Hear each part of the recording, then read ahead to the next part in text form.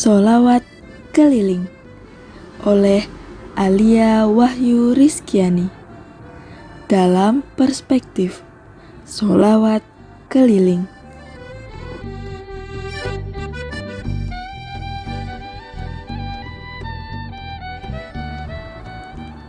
Jalan-jalan ke pasar tengah, tak lupa membeli baju baru.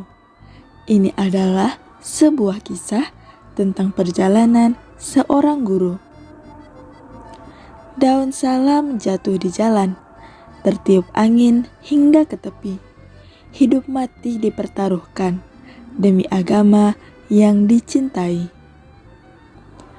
Ada pisau dalam belanga, pisaunya tumpul mestilah diasah. Bila nak tahu ceritanya, silalah dengar saya berkisah.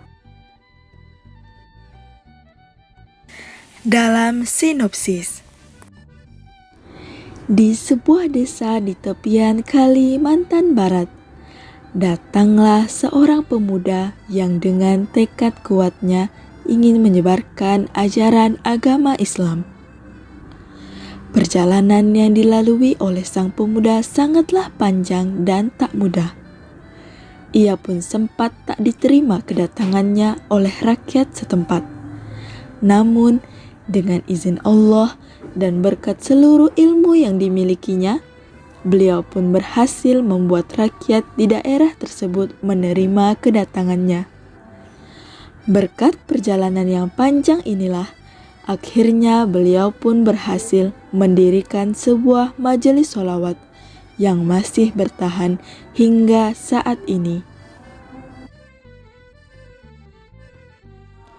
Adapun tokoh-tokoh dalam dongeng ini, pemuda diperankan oleh Muhlis, warga 1 diperankan oleh Siti, dan warga 2 diperankan oleh Arum. Untuk mengetahui kisahnya, marilah kita dengarkan dongeng ini bersama-sama.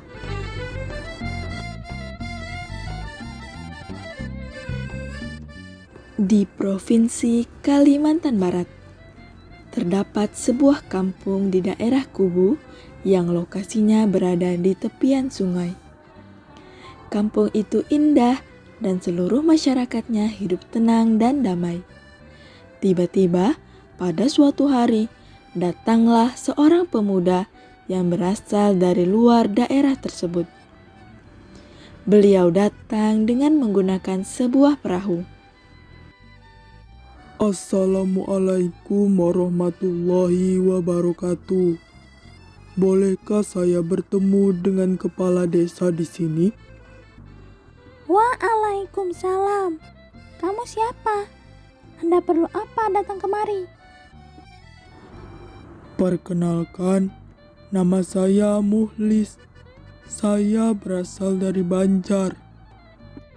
Saya ingin meminta izin untuk tinggal di sini.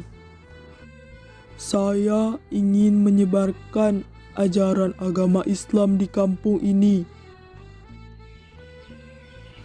Dikarenakan banyak warga yang tidak percaya dan takut atas kedatangan sang pemuda, warga pun secara paksa membongkar semua tas dan barang bawaan pemuda tersebut. Dan saat itulah warga terkejut sebab di dalam salah satu kotak itu terdapat buku-buku dan kitab-kitab yang sudah dipelajari sang pemuda. Hal ini membuat rasa curiga dan takut warga sedikit berkurang. Kami sudah memeriksa barang bawaanmu, dan semua ini tidak ada yang mencurigakan. Lalu, apa boleh saya menetap dan mengajarkan agama Islam di kampung ini? Tentu saja tidak. Kamu harus dites dulu. Apakah kamu benar-benar bisa mengajari kami? Baiklah, apa yang harus saya lakukan? Kamu harus mengaji di depan kami semua dan menjadi imam saat sholat nanti. Setelah sang pemuda selesai melaksanakan kedua syarat tersebut, para warga pun berkumpul dan berunding untuk membicarakan apakah pemuda tersebut boleh menetap di kampung itu atau tidak. Dan terjadilah perdebatan antara dua warga. Bagaimana ini? Apa kalian setuju dia menetap di sini? Saya kurang yakin jika dia itu adalah orang baik. Kenapa kamu tidak percaya dengan dia? Ya tentu saja, dia bukan warga daerah sini. Kita tak tahu siapa dia. Bagaimana kita akan percaya begitu saja dengan dia? Kenapa kamu tidak menjawab? Bukankah kamu tidak percaya juga dengan dia? Tapi dia sudah membuktikan dirinya tadi. Bagaimana jika kita memberinya kesempatan dahulu? Terserah padamu saja. Jika terjadi sesuatu, aku tidak akan peduli. Janganlah kamu seperti itu. Kita di sini adalah keluarga. Terserah padamu saja. Baiklah, jika seperti itu. Aku memutuskan untuk membiarkannya di sini dahulu, sembari kita melihat perilakunya selama beberapa hari ke depan. Aku berharap semua setuju dengan keputusanku ini. Maka diputuskanlah sang pemuda diperbolehkan untuk menetap dan mengajarkan warga untuk mengaji, sholat, dan belajar agama Islam yang benar di sana. Akhirnya, para warga pun keluar dari rumah tersebut dan menemui sang pemuda. Kami, warga kampung sini, setuju kamu menetap di sini dan mengajarkan kami semua yang kamu tahu. Tapi, jangan pernah kamu berpikir untuk berbuat jahat di kampung ini. Karena kami akan langsung mengusirmu dari kampung ini. Alhamdulillah. Terima kasih untuk semua warga.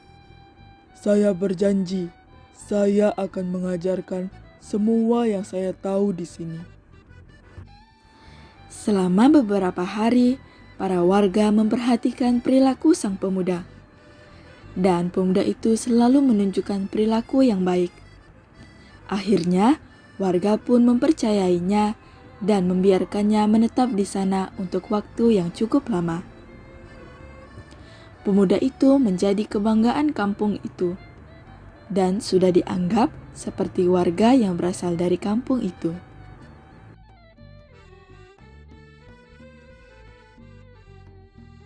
Setelah lama di sana, beliau merasa cukup untuk mengajarkan ajaran agama Islam karena para warga sudah bisa mengaji, sholat, dan lain sebagainya. Maka beliau pun meminta izin untuk melanjutkan perjalanannya ke daerah yang lain lagi. Terima kasih untuk semua kebaikan dari warga di kampung ini. Saya mohon maaf jika saya pernah melakukan kesalahan. Saya juga meminta izin untuk pergi dari kampung ini. Kenapa kamu ingin pindah? Apakah kamu sudah merasa tidak nyaman di kampung ini? Atau apakah kami pernah melakukan kesalahan kepadamu? Bukan karena itu. Saya sangat senang di kampung ini. Tapi saya juga harus menyebarkan ajaran agama Islam di tempat lain. Mendengar jawaban dari sang pemuda, akhirnya warga pun membiarkannya pergi dan menyebarkan ajaran agama Islam di tempat lain. Baiklah, jika itu pilihanmu, silakan pergi. Tapi jangan pernah kamu melupakan kami dan sering-seringlah berkunjung kemari. Insya Allah saya akan kemari lagi di lain waktu. Terima kasih karena sudah menerima saya dan merawat saya selama ini.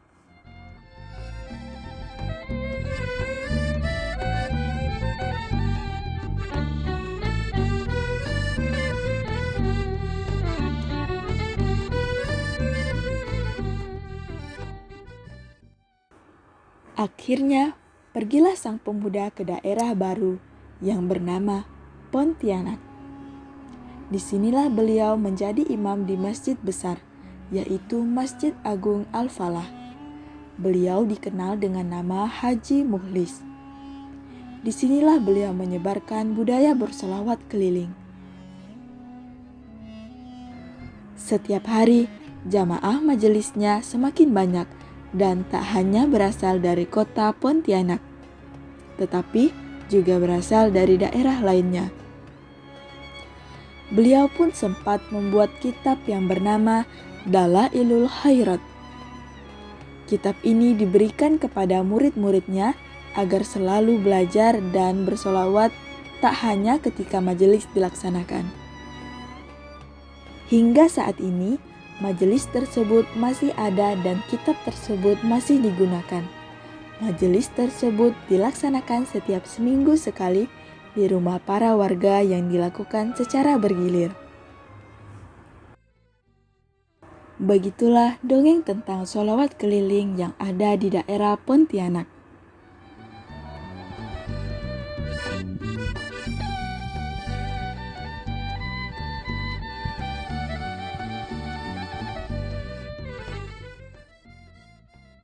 Taman bunga di tepi kota. Di dalam taman ada ayunan. Begitulah kisah dari guru kita. Semoga tidak sampai terlupakan. Angin kencang meniup awan. Awan dah gelap, tanda nak hujan. Sekian kisah ini saya sampaikan. Semoga dapat jadi pelajaran.